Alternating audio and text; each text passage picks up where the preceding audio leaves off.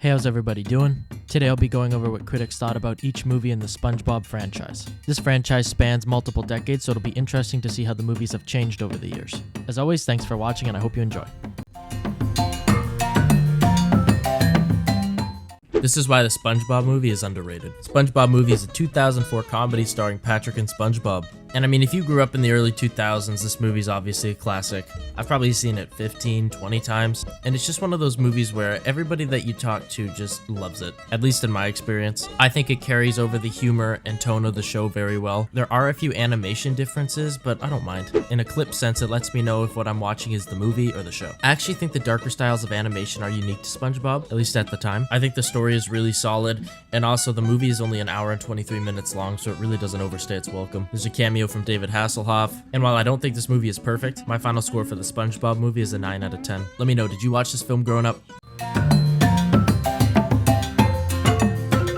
Is this SpongeBob movie sequel overrated? SpongeBob Sponge Out of Water is a 2015 comedy starring Patrick and SpongeBob. Now, I remember when I was a kid, I was excited for this one to come out, saw it in theater and everything, and granted, I was a big fan of the first movie, and I remember leaving the theater pretty disappointed. I'm not a big fan of 3D animated SpongeBob, since the more that the animation style changes, the more that it doesn't feel like the show anymore. That being said, I do think the animation was well done, and the physical actors put on a solid performance. I couldn't help but be a little bit surprised when I checked the Rotten Tomatoes score. You don't see it too often that the critic score is higher than the audience score, with an 81 and a 54. There were funny and charming moments between the characters though, so my final rating for SpongeBob Sponge Out of Water is a 6 out of 10. What did you think of this movie when you first saw it?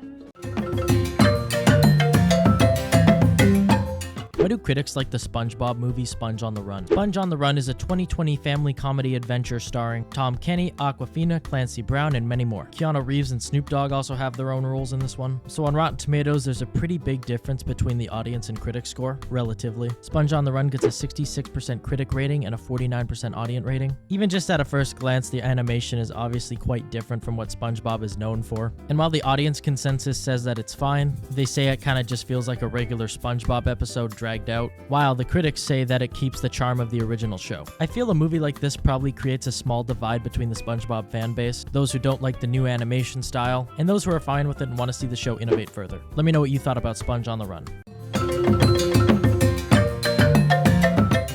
Was the new SpongeBob movie liked by critics? Saving Bikini Bottom, the Sandy Cheeks movie is a 2024 animation adventure starring Carolyn Lawrence, Tom Kenny, and Clancy Brown. Now, this movie takes on a new animation style that we haven't really seen in SpongeBob before, and while the colors are nice and the animation is smooth, it just doesn't feel like SpongeBob. And I think a movie with a side character like Sandy Cheeks at the center of it isn't a bad idea. All that being said though, what do the movie critics think about it? On Rotten Tomatoes, this one gets a 62% critic score and a 23% audience score. That is a really poor audience rating, and considering that the critic score only has 13 reviews to it, I feel like it would need a lot more to give a more accurate rating. But yeah, let me know what you thought about Saving Bikini Bottom.